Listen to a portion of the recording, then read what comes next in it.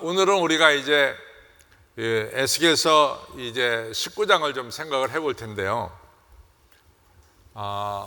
이 에스겔서 19장은 그 애가라고 나와 있습니다. 사실은 여러분들이 이 에스겔서 19장의 역사적인 상황을 알지 못하면은 이 에스겔 19장 이야기가 너무너무 어려운 거예요. 여기 무슨 사자는 뭘 의미하고 또 포도나무는 뭘 의미하고 말이죠.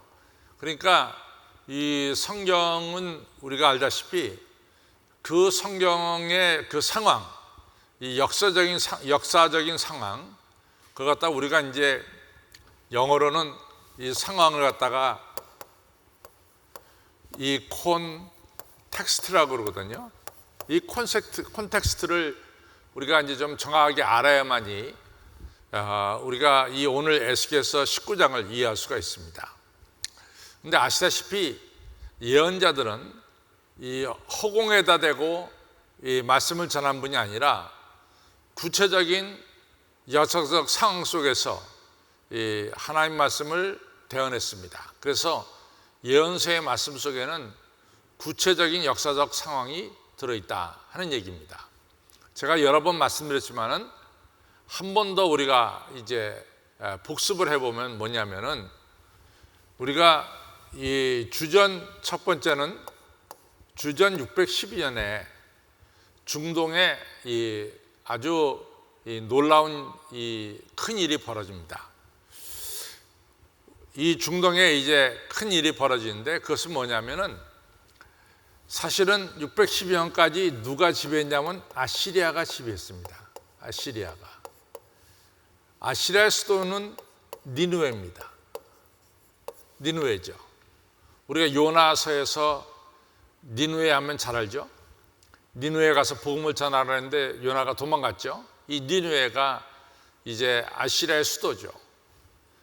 니느웨는 정말 이 불가사의한 엄청난 도시인데 불가사의한 이런 일들이 있다 그러죠. 그래서 공중에 공원이 만들어진 공중공원이라고 하는 것이 니느웨가 가지고 있는 아주 중요한 이 공원 중에 하나죠.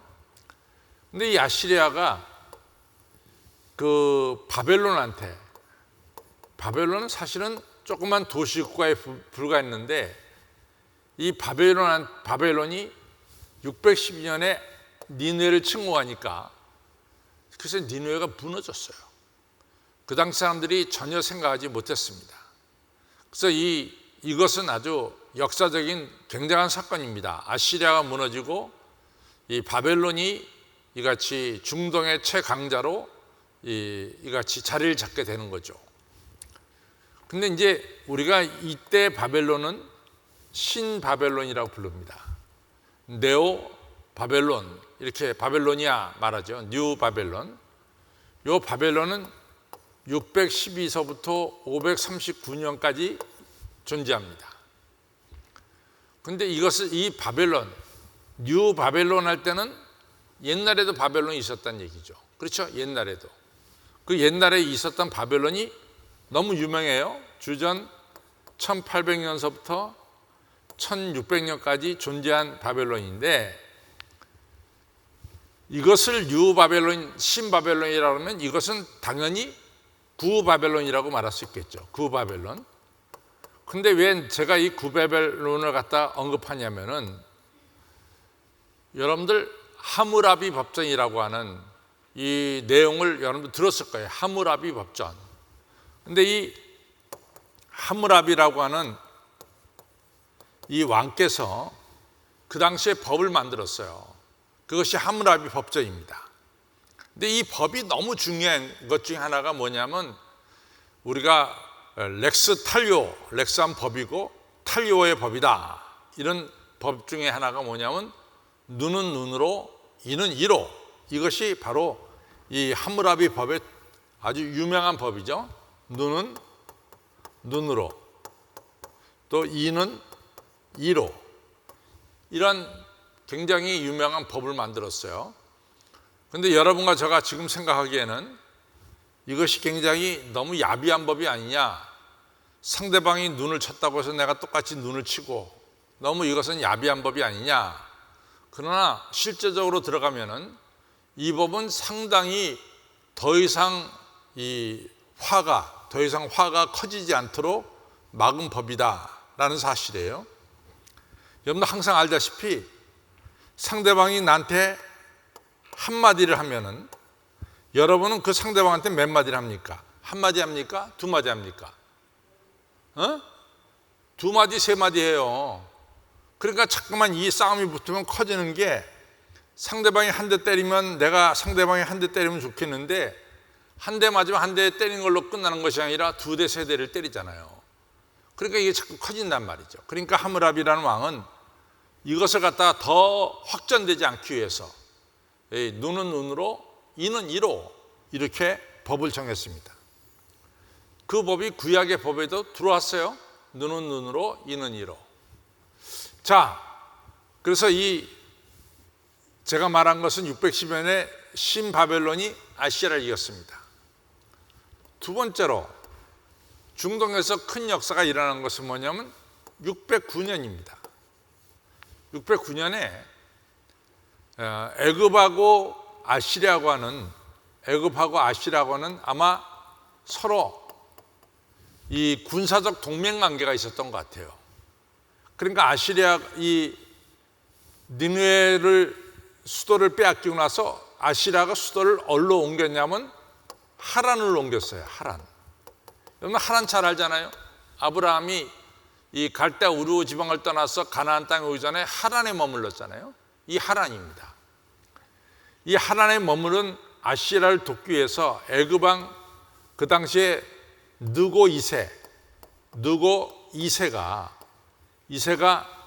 군대를 끌고 아시리아를 도우려고 왔습니다. 근데 별로 돕지 못하고 되돌아갑니다. 되돌아가는데 보니까 이때 609년에 이 아시리아를 도우러 올라갈 때 이스라엘에서 막았어요. 왜 우리 땅을 통과하느냐? 올라가지 말아라. 그때 막은 왕이 유명한 왕이 요시야 왕입니다. 근데 요시야와 바로 느고 2세와 싸움에서 요시야가 이때 죽어요. 정말 요시야 전에도 요시야 후에도 요시야 같은 왕이 없었더라 한 너무 훌륭한 왕 요시야가 죽습니다. 요시야가 죽으면서 자기 아들 중에 아하스라고 하는 아하스라는 아들을 갖다가 왕으로 세웠어요. 근데 바로 느고 2세가 여기 하란에 갔다가 다시 돌아오면서 이스라엘 땅을 통과해 보니까 이스라엘에 새 왕이 생겼어요. 이 여호아하스라는 왕이 생겼어요. 그러니까 바로 느고 2세가 여호아하스를 어디로 데려갔냐면 애굽으로 데려갑니다. 애굽. 이게 굉장히 중요해요. 오늘 성경에 나오는 내용입니다. 그래서 내가 이거 여호아하스를 애굽으로 데려가고 대신 여호와킴이라고 하는 아들을 요시야 왕의 아들을 왕으로 세웠습니다. 그러니까 요시야킴은 누구에 의해서 왕이 됐냐면 애굽에 의해서 왕이 됐어요. 이런 왕을 가리켜서 우리가 뭐라고 부르냐면 봉신왕이라고 부릅니다. 봉신왕이죠. 그런데 그러니까 이 이스라엘이라는 나라는 애굽에다가 매해 조공을 갖다 바쳤죠. 조공을. 근데 역사적으로 어떤 일이 또 하나 벌어지냐면은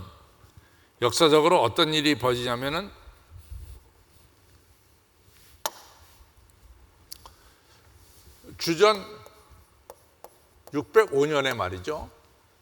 전 605년에 애굽하고 그 당시에 중동의 강자인 바벨론하고 갈그미스라고 하는 데서 전쟁이 일어났어요. 그런데 이 전쟁에서 바벨론이 애굽을 이깁니다. 그래서 애굽이 바벨론한테 패배해요. 이렇게 되니까 여호와킴이라는 이 왕이 지금까지는 애굽에다 조공을 바쳤는데 605년 이후로는 조공을 갖다가 누구에게 바치냐면 바벨론에게 갖다 바쳐요. 왜냐하면 바벨론이 강자니까. 그러다가 또 한 번의 전쟁이 있었는데 그것은 주전 601년에 다시 애굽하고 바벨론하고 두 번째 전쟁이 일어납니다. 이 애굽하고 바벨론하고 전쟁은 갈그미스라고 하는 것은 바벨론에 가까운 데예요. 가까운 도시에서 전쟁이 났어요. 이번에 두 번째 전쟁은 애굽 국경에서 전쟁이 일어났습니다. 근데 이 전쟁에서 승자가 안 생겼어요. 바벨론이 더 이상 전쟁을 하지 않고 자기 본국으로 돌아갑니다. 그래서 역사는 승자가 없는 전쟁이다 이렇게 말하기도 하고, 또 어떤 역사가는 애굽이 이긴 전쟁이다 이렇게 얘기도 합니다. 이렇게 되니까 주전 601년에 여호야김이요, 조공을 바벨론에서 바치는 것 같다가 그만두고 조공을 애굽으로 옮겼어요. 애굽으로. 그러니까 지금까지 바벨론이 이스라엘로부터 조공을 잘 받다가 이 601년부터 조공을 안 바치기 시작하니까 그때 느부갓네살이 이것이 바벨론 왕이죠. 느부갓네살이 엄청난 군대를 끌고 예루살렘을 침공합니다. 그래서 요 때가 주전 598년이에요. 이제 예루살렘을 침공하는데 여호야김은 예루살렘이 함락되기 전에 3개월 전에 죽습니다. 그 다음에 자기 아들 여호야긴을 갖다가 왕으로 세웠어요. 그러니까 느부갓네살이 예루살렘을 점령하고 나니까 왕이 여호야긴이에요. 어린 아들 여호야긴이 왕이 됐단 말이죠.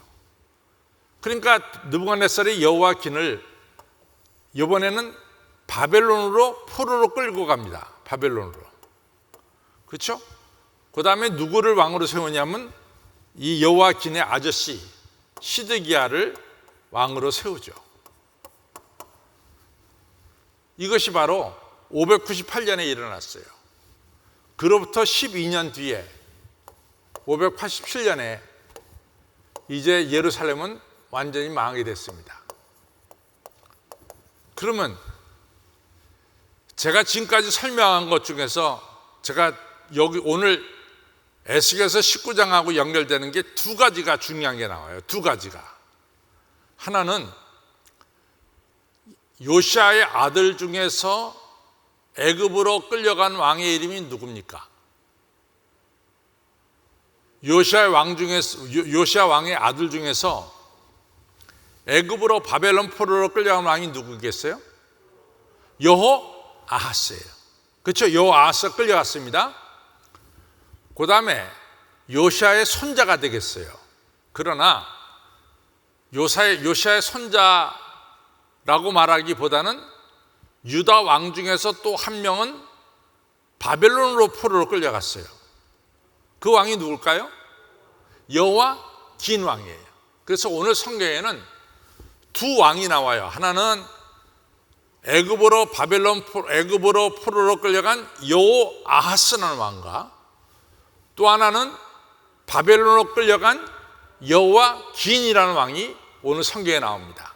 두 왕을 머리에 꼭 간직하시고 오늘 우리가 에스겔서 19장을 읽어나가면 여러분들 설명이 되겠어요. 그래서 제가 이러한 설명을 여러분들에게 하지 않고 이 성경을 에스겔서 19장을 읽으면 이해가 안 돼요, 도대체. 그래서 모든 예언자들은 역사적 상황에서 말씀을 전했습니다. 그냥 허공에다가 말씀을 전한 것이 아니라 구체적인 역사적 상황 속에서 하나님의 말씀을 전했단 말이죠. 그렇죠? 그래서 제가 지금 설명한 이 설명을 머리에 간직하시고 이제 에스겔서 19장을 같이 읽어 나가겠습니다. 자, 에스겔서 19장을 보면은 자, 보겠습니다. 너는 이스라엘 방백을 위하여 애가를 지어라. 이제 에스겔한테 여기서 이스라엘 방백들 하면, 방백은 뭐냐면 귀족과 왕족과 엘리트들을 갖다가 방백이라고 부릅니다. 그래서 항상 성경에서 방백이라고 나오면은 평민이 아니에요. 평민이 아니고 귀족과 엘리트 그룹들, 뭐 군대 장관들, 이런 분들을 다 뭐라고 불렀느냐? 방백들이다 불렀어요. 너는 이스라엘 방백들, 소위 말해서 이 귀족들에게 애가 슬픈 노래를 지어라. 2절, 부르기를 내 어미는 무엇이냐 암사자라. 여기서 내 어미는 바로 유다 나라를 가리켜요. 유다 나라. 내 어미, 제가 지금 유다와 이스라엘을 갖다가 겹쳐서 얘기해요. 나라는 유다고 백성은 이스라엘 백성이라 부르죠. 너는 내 어미를 무엇이라느냐 암사자라. 유다를 암사자라고 부르고 있어요. 유다를 암사자라고. 여기서 암사자는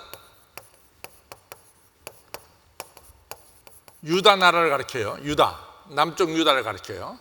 그럼 왜 목사님은 이 얘기를 어디서 끄집어 올 수 있습니까? 하면은 창세기 49장 8절을 보겠습니다. 창세기 49장 8절. 창세기 49장 8절을 가겠습니다. 창세기 49장 8절. 창세기 49장 8절이에요. 자, 같이 읽겠습니다. 49장 8절. 유다야, 내 형제의 찬송이 될지라. 내 손이 내 원수의 목을 잡을 것이요 내 아비 아들들이 내 앞에서 절하리로다. 9절 시작. 유다는 사자 새끼로다. 내 아들아, 너는 움킨 것을 찢고 올라갔도다. 그의 엎드리고 웅크리는 수사자 같고 암사자 같으니 누가 그를 범할 수 있겠느냐, 이렇게 해서 얘기하고 있어요. 그러면 유다는 창세기 49장 9절에서 뭘로 표현되고 있어요? 사자로 표현되고 있어요. 암사자로. 그렇죠? 그러니까 여기서 에스겔서 19장의 1절에 2절에 부르기를 내 어미는 무엇이냐 암사자라. 유다 나라를 가리켜죠. 그가 사자들 가운데 엎드려 젊은 사자 위에 그 새끼를 기르는데, 사자가 새끼를 낳으면은 보통 몇 마리에서 몇 마리 난다 그러죠? 2마리에서 5마리 정도 새끼를 낳는데요, 사자들은. 그래서 이제 이 유다 나라가 새끼를 낳았어요. 이 새끼가 왕들을 가리킵니다. 이스라엘, 유다 나라를 다스리는 왕들을 가리킵니다. 3절, 그 새끼 하나를 키우매, 이제 새끼들 중에 한 명을 갖다가 왕으로 키우죠. 키워서 젊은 사자가 되어 이제 왕이 되어서 식물을 움키기를 배워 사람을 삼키매, 이제 왕으로서 능력과 권세를 가지게 됐죠.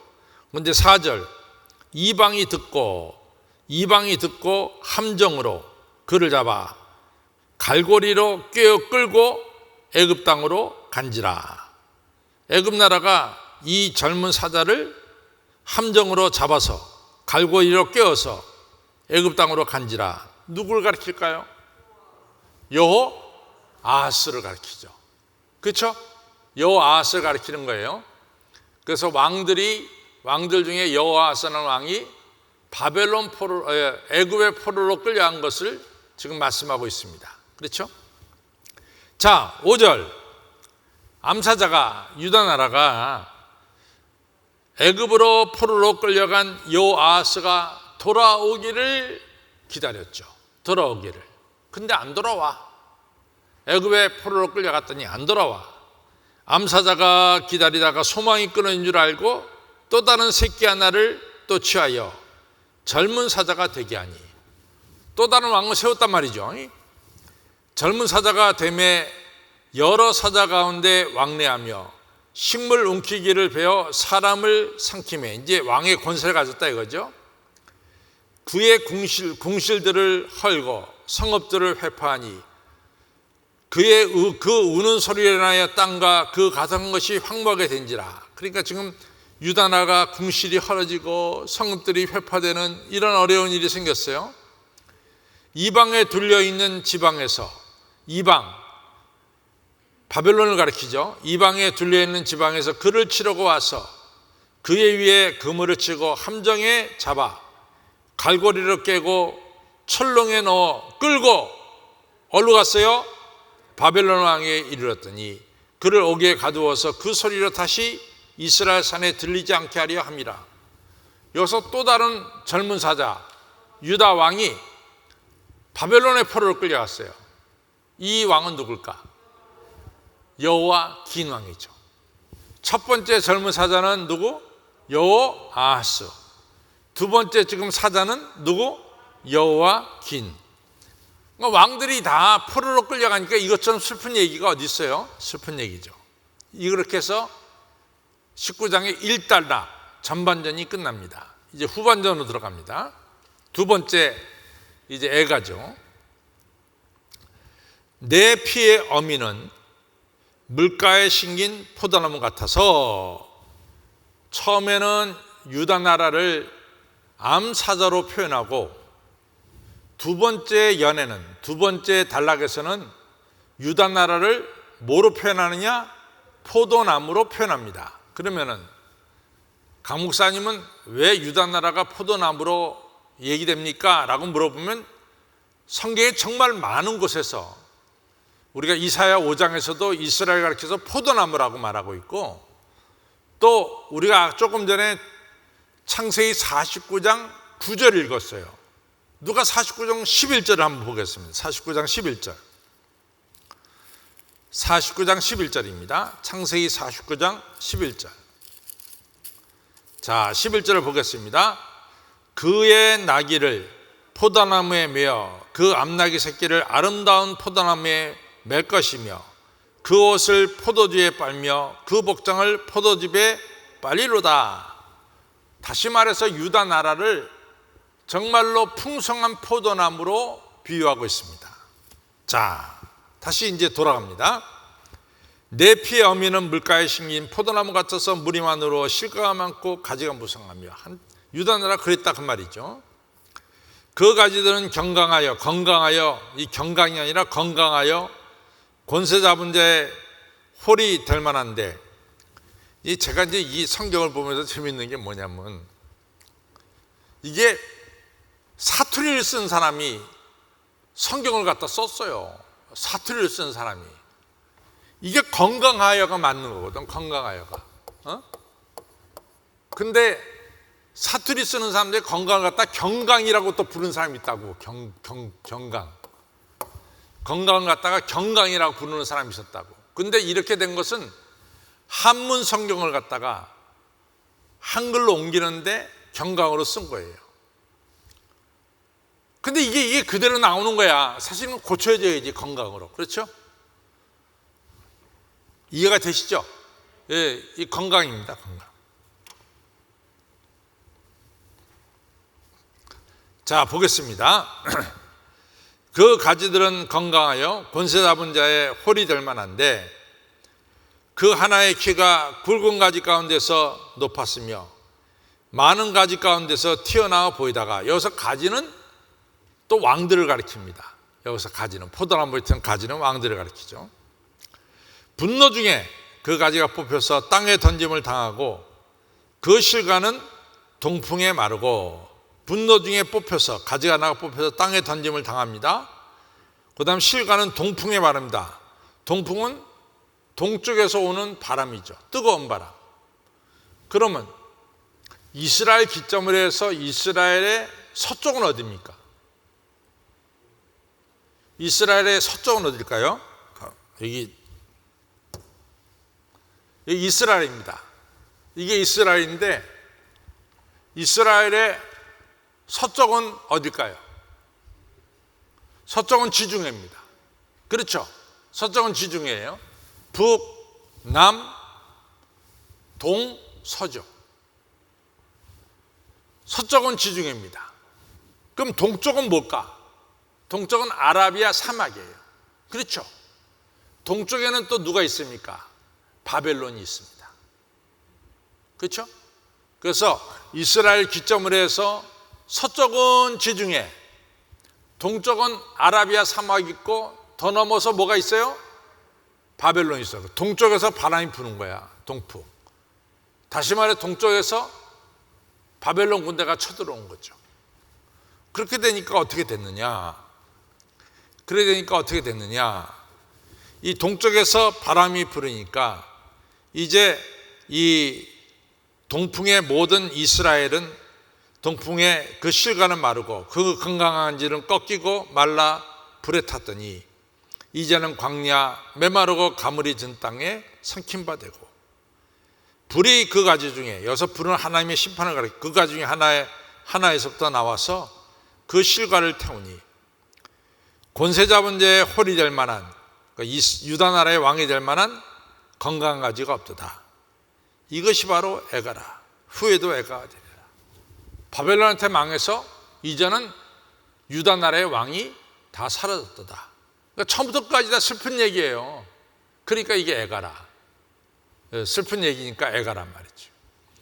첫 번째 사자는 애굽으로 포로로 끌려갔고, 그것이 뭐예요? 여호아하스고. 두 번째 젊은 사자는 바벨론으로 포로로 끌려갔고, 그것이 바로 여호야킨이고, 세 번째 사자는 그냥 땅에 엎드려서 죽어버렸어. 그러면서 이스라엘이 끝이 났어. 이 세 번째 가지는 시드기야 왕을 가리킵니다. 그래서 이 에스겔서 19장 전체는 조금도 소망이 없는, 이스라엘 하나님의 심판을 받아서 망하게 되는 이야기들로 가득 찼기 때문에 이 이야기가 바로 에가다 이렇게 부릅니다. 자, 이제 결론을 좀 가죠. 여러분들, 제가 인쇄물에 결론을 썼어요. 좀 결론을 보겠습니다.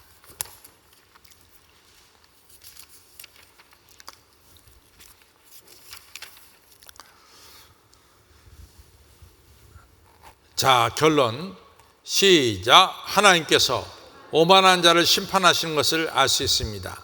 잠언 16장 18절에서 교만은 패망의 선봉이요 거만한 마음은 넘어짐의 앞잡이이니라 한 것처럼 유다 나라가 오만할 때 하나님께서 불로써 심판하신 겁니다. 그러니까 이 10절로부터 나머지 나오는 그 단에서 왜 오만하다 그러냐, 이 시드기야 왕이 바벨론과 싸웁니다. 바벨론과. 근데 바벨론과 싸울 때 어떻게 싸우냐면 이스라엘 주변에 있는 나라들, 여기가 이스라엘인데 여러분들 이쪽에 지금 요쪽에 말이죠. 지금 요단강이 있고 이 갈릴리 호수고 이게 요단강인데 요쪽에는 암몬이라는 나라가 있어요. 요 밑에는 여기 암몬이라고 썼죠? 암몬. 또 요 밑에는 모압이라는 나라가 있어요. 또 이 북쪽에는 이 시돈이라는 나라가 있어요. 남쪽에는 에돔이라는 나라가 있습니다. 성경에 잘 나와서 좋으네. 이런 여러 나라들과 함께 이같이 연합 세력을 구축을 해요. 그리고 연합 세력을 구축해서 바벨론하고 대항한 거라고. 마치 시드기야가 무슨 큰 나라의 왕처럼 아주 교만해가지고 이런 주변 나라들하고 연합해가지고 암몬, 모압, 에돔, 시돈 이런 나라들하고 연합해가지고 바벨론한테 덤빈 거예요. 예레미야를 통해서 이런 일 하지 말라 그랬거든요. 왜냐하면 바벨론은 하나님께서 이스라엘이 우상 숭배하는 것 때문에 때리는 하나님의 몽둥이라 그랬단 말이에요. 몽둥이. 그러니까 하나님께서 몽둥이를 널 칠 때 맞아라 그 말이에요. 그런데 시드기야가 마치 큰 나라 왕처럼 주변 나라와 연합해가지고 바벨론을 갖다가 대적한 거예요. 그래서 바벨론이 내려와서 시드기야를 아주 죽인 거죠. 이렇게 된 거죠. 그래서 이 시드기야가 오만하게 행동했습니다. 바로 그 얘기를 하는 거죠. 그래서 교만은, 우리 다시 결론 읽겠습니다. 시작. 하나님께서 오만한 자를 심판하신 것을 알 수 있습니다. 잠언 16장 18절에서 교만은 패망의 선봉이요 거만한 마음은 넘어짐의 앞잡이니라 라고 한 것처럼 유다 나라가 오만할 때, 시드기야가 오만할 때 하나님께서 불로써 심판하신 것입니다. 하나님께서 오만과 탐욕과 포악한 삶을 사는 유다를 향해서 에스라에게 조가 애가를 지으라고 했습니다. 즉 오만한 자는 하나님께서 심판하신다는 것입니다. 성도 여러분, 우리는 겸손해야 합니다. 욕심을 버리고 하나님께서 주신 것에 감사해야 합니다. 포도나무가 포도나무에 붙어 있을 때 절로 열매를 맺듯이 하나님의 자녀인 우리는 예수 그리스도 안에 거할 때 열매를 맺습니다. 그리고 나가 하나님께서 베푸신 은혜를 찬양하며 섬기며 살아야 하는 것입니다. 하나님께서 이러한 자에게, 주 안에 있는 자에게 크신 축복과 번성하는 미래를 베풀어 주시는 것입니다. 아멘. 여러분과 저는 절대로 교만하지 말고 늘 주 안에 거해야 될 줄로 믿습니다. 우리 그런 마음에서 찬송가 455장 주 안에 있는 나에게 찬송가 부르겠습니다.